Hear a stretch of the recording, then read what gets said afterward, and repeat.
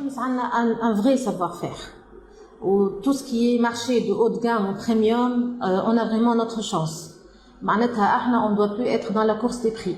La sous-traitance à bas prix, je veux moins cher, je veux moins cher. On se retrouve plus là-dedans et ce n'est pas le but. Le travailleur est intelligent, il apporte son idée et on peut arriver rapidement à des experts métiers. Et c'est le but chez Simotex de créer des experts métiers et c'est eux qui nous apportent les meilleures idées. On a de plus en plus de commandes qui sont plus petites. Il y a moins de visibilité qu'avant, vu tout ce qui se passe, l'instabilité géopolitique et puis la variation en fait, ils font de plus en plus de modèles personnalisés, donc ils changent beaucoup plus. Il n'y a plus les permanents qui durent des années. Et ça nous engendre à avoir une flexibilité, une agilité à l'intérieur de l'entreprise et on a besoin d'avoir plus de données pour travailler sur l'amélioration continue. Que l'État aide en fait, ou encourage les investissements qui sont des investissements assez lourds dans la filière textile peut aider les entreprises à monter la co-traitance et l'offre de produits finis qui est très demandée par les clients à l'extérieur. Je trouve que ces clients de haut de gamme et de premium veulent se concentrer sur leur métier de commercialisation, de création et sont de plus en plus demandeurs d'entreprises intégrées, complètement intégrées. Je trouve que dans les entreprises textiles, il faut qu'elles se groupent entre elles. Il faut avoir un groupement d'entreprises pour acheter. Parce que aujourd'hui, il y a les relations entre les entreprises et leurs clients en direct. Mais il y a de moins en moins de collaboration entre les entreprises. Et pour qu'un fournisseur ait le courage de venir en Tunisie, s'engager sur ce genre d'investissement, il faut qu'il ait une visibilité de demande avec un engagement qui ne peut pas être fait par une seule entreprise. Il faut que ce soit des consortiums de plusieurs entreprises de la même filière pour encourager ce genre d'investissement.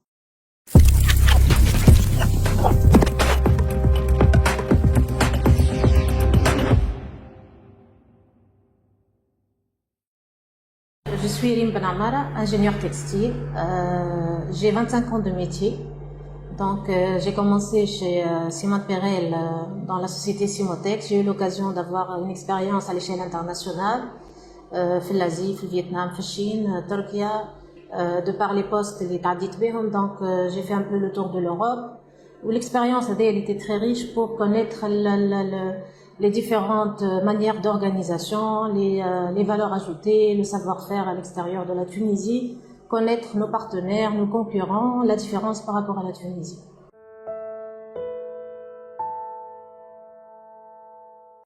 Simotex est une entreprise de lingerie féminine, donc elle appartient à la marque Simon Perel et c'est une marque de haut de gamme. Elle aura bientôt 80 ans d'ancienneté. Donc c'est une marque d'une autorité internationale,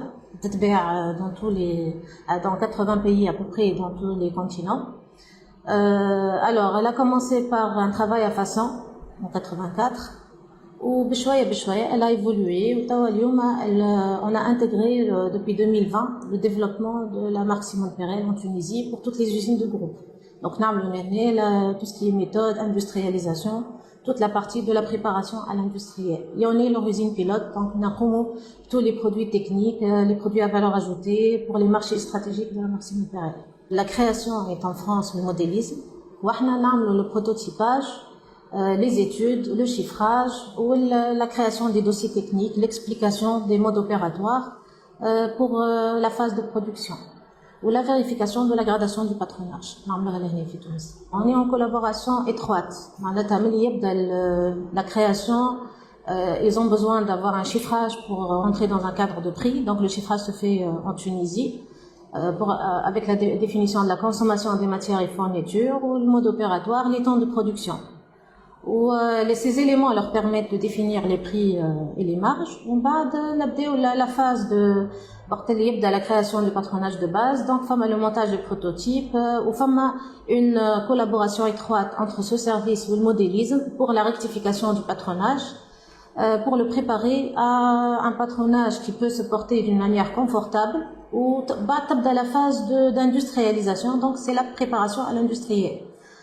Toutes les études, les postes, les modes opératoires, les préparations de machines, les accessoires nécessaires, toutes les études se font en Tunisie pour créer un dossier technique, des fiches techniques qui permettent de refaire le produit qui a été validé par les modélistes dans des conditions industrielles. Où les dossiers techniques internes, après, ils sont envoyés dans toutes les usines du groupe, à l'échelle internationale, à Madagascar, en Chine, dans tous les pays où ça va se produire, au Maroc, parce que le groupe est international en termes de vente et de production.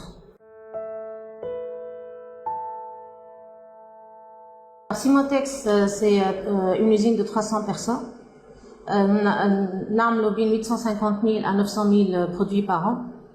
Alors, on est spécialisé dans la lingerie féminine de haut de gamme. On a commencé une expérience de maillot de bain. C'est récent, hein, ça fait pas longtemps. On est passé par une expérience de brassière de sport. On a essayé de diversifier, mais c'était des expériences ponctuelles. Où l'objectif, c'est de vraiment avancer dans la polyvalence et intégrer tous les produits de Simone Perel. Simone Perel, elle a ouvert ses boutiques partout dans le monde. Dans une boutique, ils ont besoin d'avoir de la lingerie et tout autre produit. Où en fait, tout ce qui est autre que lingerie est fait en produit fini, voilà, en co-traitance dans les autres pays du monde. Donc le but, c'est d'intégrer ça en Tunisie avec les nouveaux process, tout ce qui est collage, le bonding, le moulage, tout ça est fait à l'extérieur. On fait de la lingerie uniquement. Tunis a un vrai savoir-faire. Ou tout ce qui est marché de haut de gamme ou premium, on a vraiment notre chance.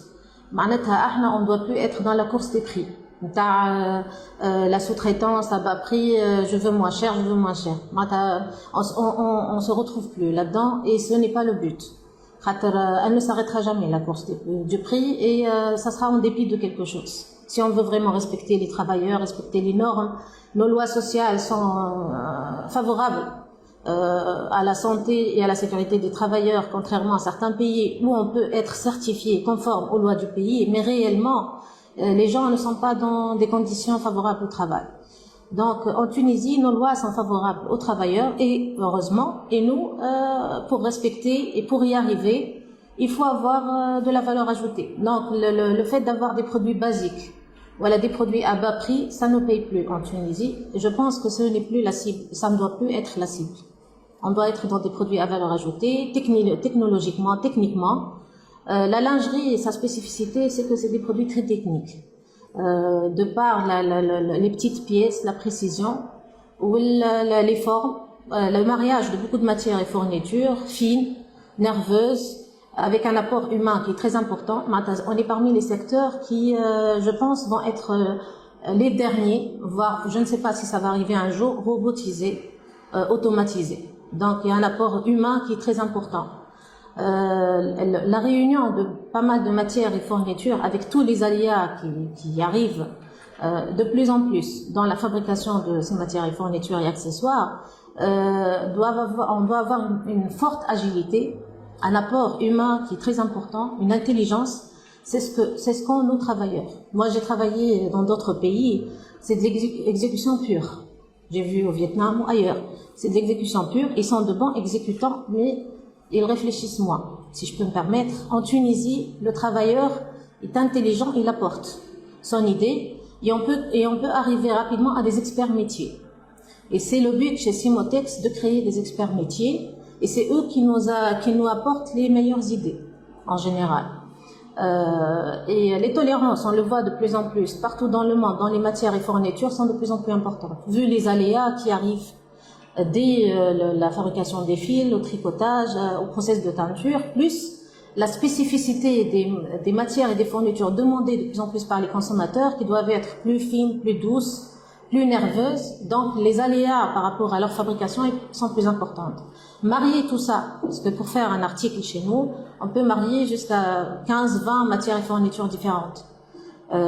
Tout ça fait que le travailleur, il doit apporter pour avoir la conformité de la confection. On a aussi une formation de technicien supérieur, ingénieur qui est très intéressante en Tunisie. Donc, parce qu'on a besoin d'encadrement et de plus en plus, les entreprises textiles se structurent. Avant, on avait moins de structures. C'était plutôt des usines de confection avec très peu de structures. Aujourd'hui, on est obligé d'avoir une structure pour maintenir tout ce qu'on met en place et pour améliorer, pour l'amélioration. Et ça, on arrive à avoir des profils qui sont très intéressants. En fait, on va vers le fait d'avoir des produits qui épousent le plus les formes, qui sont plus confortables. Le consommateur, il est aussi soucieux de l'esthétique qu'au confort, plus qu'avant. Pour avoir un produit confortable, on a des formes qui sont plus difficiles à faire, mais qui épousent mieux les formes, avec des matières plus difficiles à traiter. Donc, on doit avoir des machines qui sont très pointues, très précises, plus d'accessoires, d'accompagnement pour avoir la précision demandée par les modélistes. Donc, il faut investir dans du matériel très pointu. Après, il faut avoir beaucoup plus de données en temps réel pour avoir des réactions rapides. On a de plus en plus de commandes qui sont plus petites. Il y a moins de visibilité qu'avant, vu tout ce qui se passe, l'instabilité géopolitique, et puis la variation en fait, ils font de plus en plus de modèles personnalisés, donc ils changent beaucoup plus. Il n'y a plus les permanents qui durent des années. Et ça nous engendre à avoir une flexibilité, une agilité à l'intérieur de l'entreprise, et on a besoin d'avoir plus de données pour travailler sur l'amélioration continue.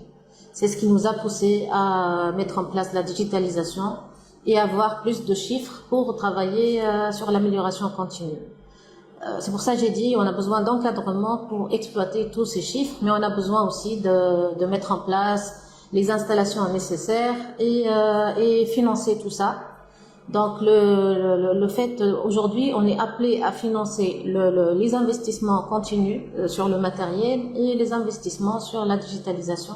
Chez la marque Simone Perel, c'est plutôt, on est très sensible, ça fait des années, à la toxicologie, donc on est draconien sur le contrôle de la toxicologie des matières et fournitures, avec nos fournisseurs, les contrôles permanents pour vérification.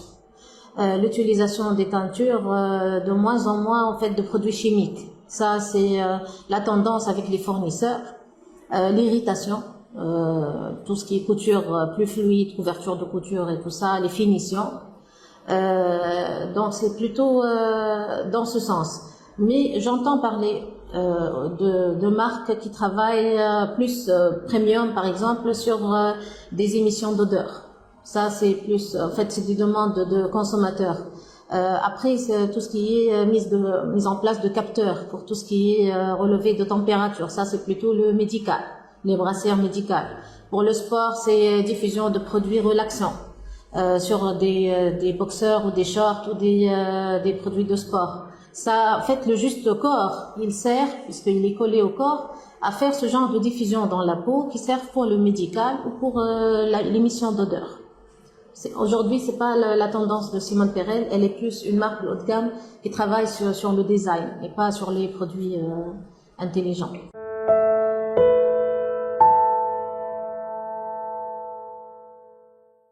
La force, c'est le savoir-faire, je dirais. Le textile est historique en Tunisie, on a acquis un savoir-faire qu'on doit maintenir.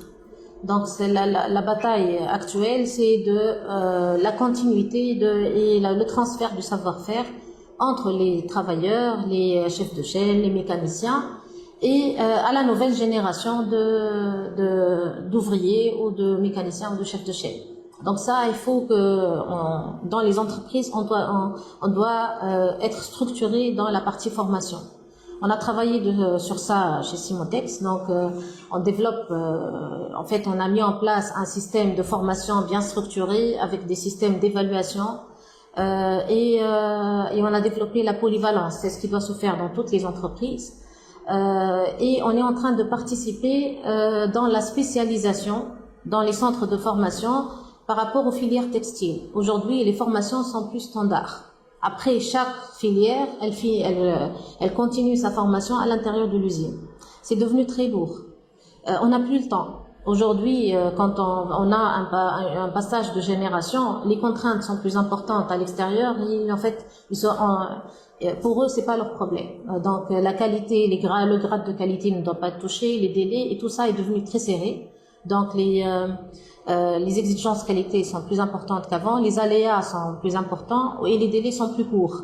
Donc on n'a plus le temps que la personne ait le temps de formation comme avant. Donc il faut que ça soit bien structuré dans un temps qui est très très court. C'est pour ça qu'on a proposé à travers la fédération à mettre en place dans les centres de formation à travers des entreprises formatrices dans leur filière participer à des formations de formateurs et proposer des rajouts dans les programmes de formation ou bien des programmes pour master ou programmes complémentaires pour les filières pour aider les entreprises à avoir déjà des nouveaux diplômés qui ont des formations dégrossies de leur filière pour continuer derrière. Le flux le turnover aujourd'hui il est très important.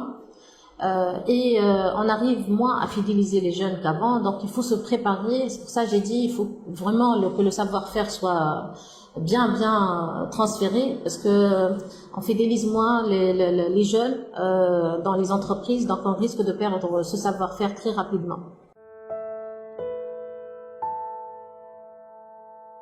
La formation doit être adaptée aux nouvelles exigences, mis à part le fait qu'elle soit spécialisée dans les filières. Donc les centres de formation avec leur matériel et les programmes de formation ne sont plus du tout en adéquation avec les nouveautés des marchés et les nouvelles exigences des marchés.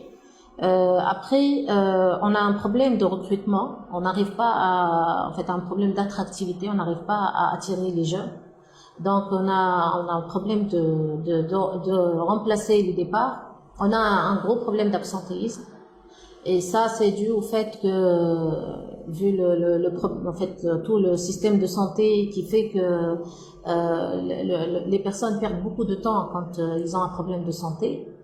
L'accès à la santé il est difficile, donc après ils ont des problèmes de financement de santé au privé. On tourne à des taux d'absence qui varient entre 10 et 20%, qui est énorme, donc difficilement absorbable acceptable pour une industrie. Le transport, donc on a un problème de transport public, ce qui fait que l'accès aux entreprises est très difficile. Donc les gens ils essayent de travailler là où ils sont. Les zones industrielles sont pas bien desservies, ne parlons pas des entreprises qui sont en dehors des zones industrielles. Il y a des entreprises qui ont eu la possibilité de financer du transport. Après, il y a eu des lois qui les taxent sur ce transport. Donc c'est devenu un avantage en nature, donc ça leur rajoute des charges. Donc ça c'est par rapport à tout ce qui est recrutement. Les lois qu'on découvre à chaque fois où on n'a pas été partie prenante, et c'est des lois qui sont plus bloquantes que tout ce qu'on a demandé pour plutôt faciliter ou toutes les lois, toutes les mises à jour de lois qu'on a demandées, elles n'ont pas été suivies. Par contre, on a de plus en plus de lois qui bloquent le fonctionnement. Donc, c'est des découvertes qui sont assez difficiles à gérer et à absorber. Les pistes de financement, aujourd'hui, on est amené à investir en continu.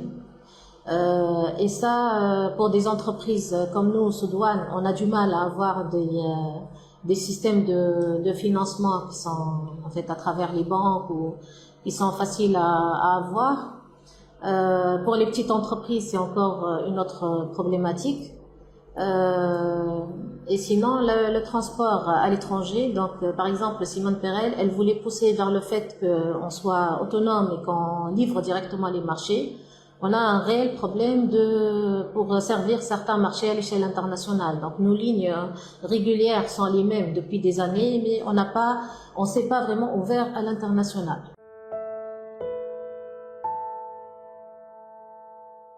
Moi, je dirais déjà le fait que on est prêt à cette agilité demandée par les marchés internationaux, parce que on a des personnes qui sont bien formées, bien techniques, et on a des personnes qui s'adaptent très rapidement, qui sont formées rapidement. Et donc, cette agilité nous permettra de travailler donc, de plus en plus les petites séries dans le premium et haut de gamme, où on a de plus en plus de demandes. Et les écoles d'ingénieurs avec les laboratoires de recherche, avec une collaboration entre public-privé, peuvent nous permettre d'intégrer toutes ces nouveautés technologiques et d'avancer sur en fait cette tendance de produits smart ou de produits à haute technologie. Le manque en Tunisie, c'est la filière textile. La filière textile ne permet pas, il y a beaucoup d'entreprises qui sont parties vers la co-traitance ou le produit fini depuis des années et elles ont mis en place des structures et c'est des structures qui sont très qualifiées. Et par contre, ils ont du mal à trouver des matières ou des fournitures disponibles aux alentours de l'Euromed en fait, et surtout en Tunisie. La lingerie, il n'y a rien. Pour les autres, il y a quelques tendances d'investissement maille ou jean. Les jeaners sont les plus intégrés. Pour la lingerie, il n'y a rien. Donc faire de la co-traitance ou du produit fini en lingerie, c'est vraiment difficile. Ça nécessite, en plus, on est confronté au minima parce qu'on achète, en fait, on fait des petites pièces. Donc, quand on sort de la Tunisie, il y a de moins en moins de fournisseurs sur certains types de matières européens. Quand on part en Asie, on a les problématiques de minima d'achat.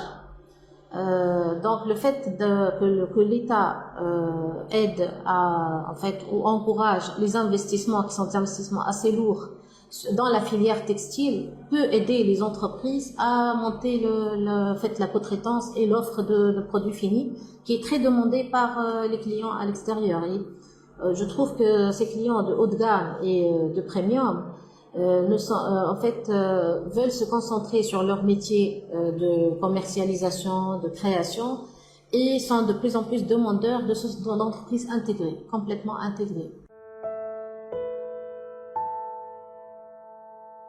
Des partenariats publics-privés, parce que c'est des investissements lourds, où l'État peut être garant vis-à-vis de ces investisseurs auprès de ceux qui vont les financer, que ce soit les banques ou autres, parce que c'est des investissements qui sont assez lourds.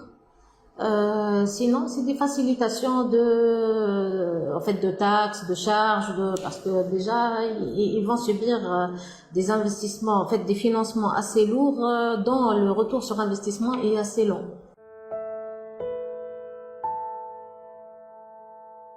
On peut acheter les fils, c'est le tricotage, la teinture, ce n'est pas forcément avoir la création de fils, la fabrication de fils en Tunisie.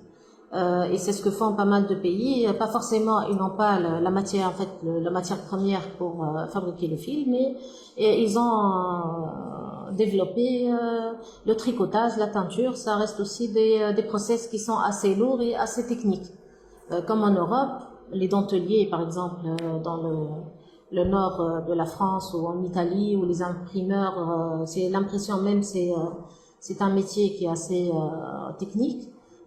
Qui peuvent acheter les bases de Turquie et les achètent de l'Asie ou en fait ils achètent les matières premières en Europe d'autres entreprises.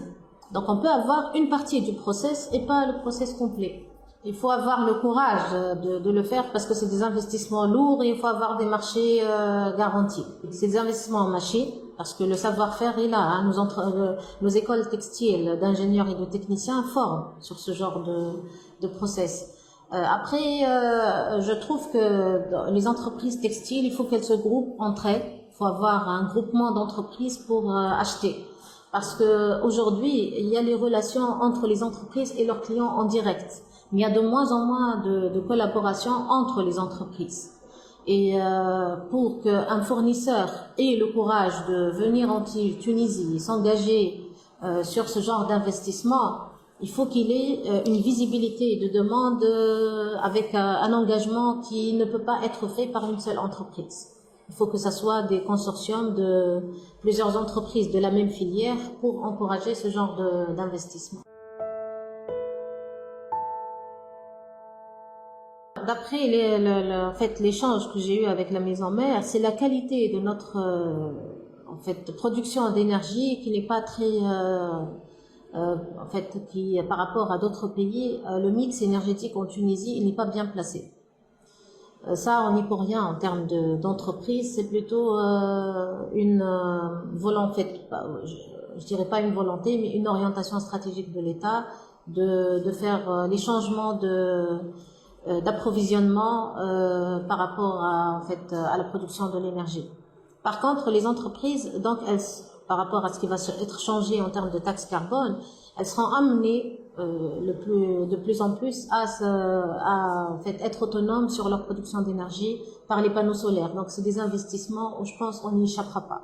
Bon, on a la chance d'avoir beaucoup de soleil et c'est des investissements qui sont rentables dans des temps qui sont plus courts que dans d'autres pays. Par contre, c'est des investissements qui sont assez lourds, qui se rajoutent aux autres investissements industriels. Bon, il y a des encouragements, mais ça reste quand même la grosse partie est financée par l'industriel.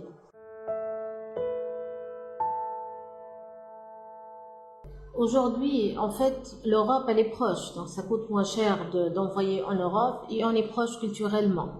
C'est la connaissance de ces marchés. En fait, on les connaît pas bien. Donc, je pense que c'est des marchés qui sont très différents, avec des demandes différentes, des morphologies différentes, des attentes différentes. Et je pense qu'on n'est pas assez informé sur ce genre de marché. Donc, il faut les conquérir, mais ça ne sera pas une entreprise avec une initiative ponctuelle ou personnelle. C'est, je pense, c'est un programme qui va réunir en fait les entreprises, la diplomatie, toute une organisation pour la conquête de ce genre de marché. Il faut bien les connaître parce qu'il y aurait en fait c'est des marchés qui sont assez grands. C'est pas la dimension de l'Europe. Quand on y rentre, ça ouvre une porte assez large. Mais c'est des marchés qui contrairement à ce qu'on pense, qui sont beaucoup plus sévères que l'Europe. Ils se sécurisent beaucoup en termes de qualité et en termes de livraison. Donc, il faut bien se préparer pour y entrer. Après, il y a la question du transport. On n'est pas bien servi avec ce genre de marché. Et ça, c'est par rapport à l'Asie. Par rapport aux États-Unis, il y a eu des initiatives de certaines entreprises de rentrer au marché américain, mais il reste la question de la taxe qui fait que nos produits ne sont pas concurrentiels par rapport au marché américain. Bon, le marché africain, les initiatives sont ponctuelles aussi, mais c'est un marché qui est moins structuré que les marchés qu'on a cités auparavant. Le marché russe aussi, il y a eu des initiatives. Sur le marché russe, il n'y a pas la structure des États-Unis et de l'Asie.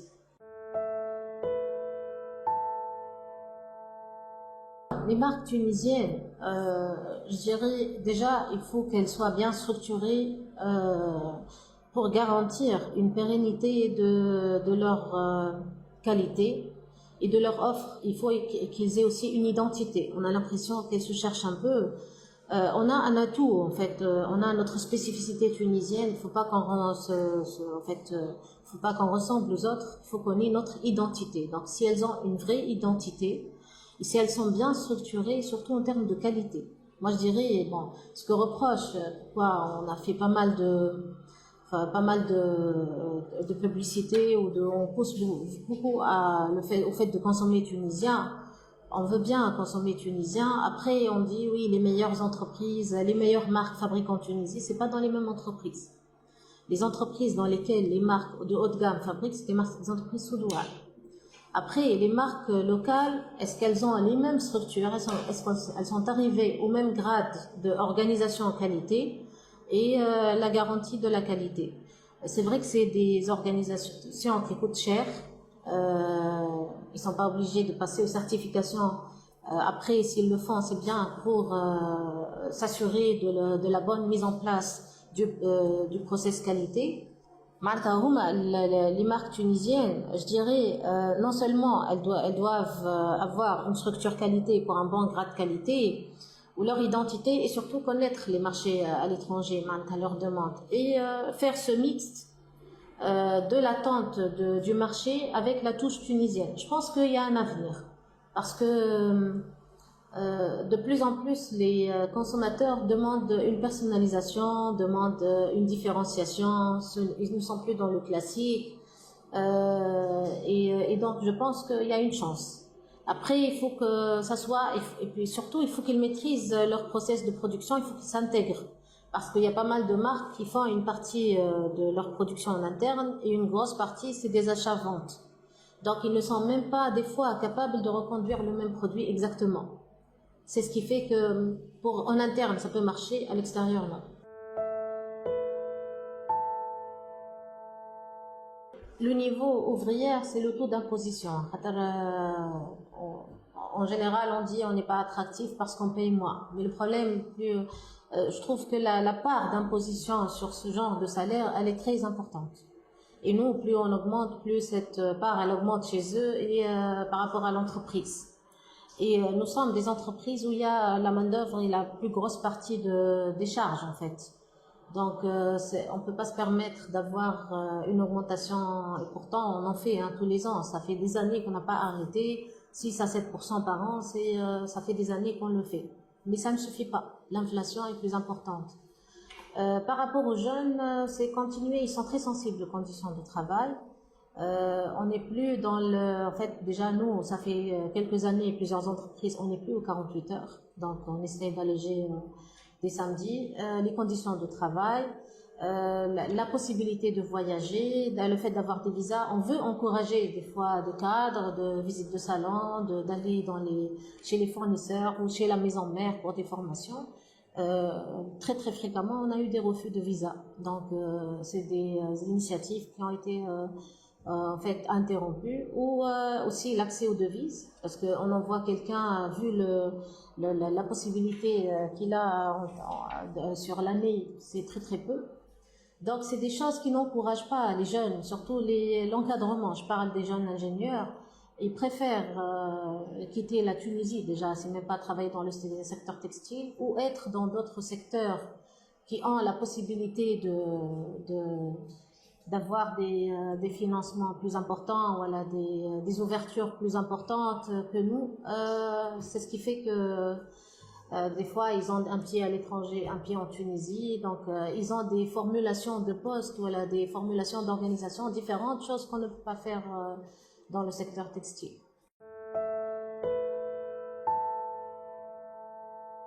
C'est en fait une volonté des entreprises, de l'État, parce que c'est pour rassembler tout ça. La fédération, avec les moyens qu'elle a, en fait, c'est le chat qui se mord la queue. La fédération a voulu faire certaines initiatives. Par manque de moyens et de structures, de personnes qui s'en occupent. Vu que, en fait, la fédération est jeune, mais il faut que les entreprises se rendent compte de l'importance d'avoir une fédération forte qui va en fait vendre cette image et travailler sur ça. Et il faut avoir les moyens pour le faire, donc il faut qu'ils s'adhèrent plus et puis il faut qu'ils participent, contribuent plus à leur fédération, comme font pas mal de pays, que ce soit en Euromed, voilà, en Europe, qui elle est locomotive du secteur à l'étranger, voilà, même à l'intérieur du pays, par la création de ce genre d'événements. Et le problème aujourd'hui, c'est que j'ai l'impression que chaque entreprise, elle est en train de traiter directement avec ses marchés, mais elle ne regarde pas ailleurs. Et je pense qu'ils n'ont pas compris que le fait que c'est très dangereux. Si on n'a pas, en fait, un écosystème, et si on n'a pas une image, comme vous dites, qui se rajoute au savoir-faire qu'ils vendent aux clients, ça ne marchera pas. En fait, ça peut se couper à tout moment, n'importe comment.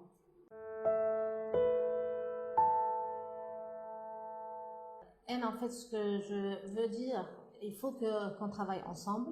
Toutes les entreprises, il ne faut pas qu'on se considère comme des concurrents, mais des collaborateurs, parce que, en fait, quand on est dans cet état d'esprit de concurrence, c'est ceux qui viennent en Tunisie, les donneurs d'ordre, qui vont profiter pour, en fait, serrer les prix. Ils montent les exigences, ils serrent les prix, alors que si on travaille en groupe, on a notre chance d'avoir une offre qui correspond à notre savoir-faire, notre vrai savoir-faire, ce que nous offrons. Il faut qu'on améliore l'image du secteur textile. Il faut qu'on joue le jeu aussi, toutes les entreprises, le respect des travailleurs, le respect de l'environnement. Il faut pas que ça soit des slogans, voilà, juste pour des certifications. Il faut vraiment que ça soit mis en place sur le terrain. Ou ce que je dis aux jeunes, c'est que les entreprises textiles, parce que je pense que le secteur est pas bien connu, c'est un secteur qui est très intéressant. Alors que j'ai commencé, en fait, quand j'ai choisi, c'était pas par choix au départ, mais je suis très contente d'avoir fait mon ingénierat dans le domaine. Il est très riche. En fait, il y a beaucoup de travail, il y a beaucoup de sciences là-dedans. Et c'est un secteur qui réunit la mode. En fait, c'est des produits qui sont très agréables à la science. Et les jeunes, ils ont leur place de tous les niveaux. En fait, on a besoin de tout le monde dans les entreprises textiles. C'est des entreprises, en général, et on pousse vers ça à travers la fédération et ce qu'elle exige pour qu'on soit adhérent, de respecter les travailleurs. D'ailleurs, beaucoup ont avancé sur le travail, sur la sécurité, la santé des travailleurs et le bien-être. Voilà, il faut continuer. Il faut que ça, en fait, il faut qu'on donne la vraie image d'un secteur qui fait en fait de beaux produits techniques en fait qui répondent aux normes de sécurité et de santé de l'environnement, comme on le dit, il faut qu'on l'applique sur le terrain.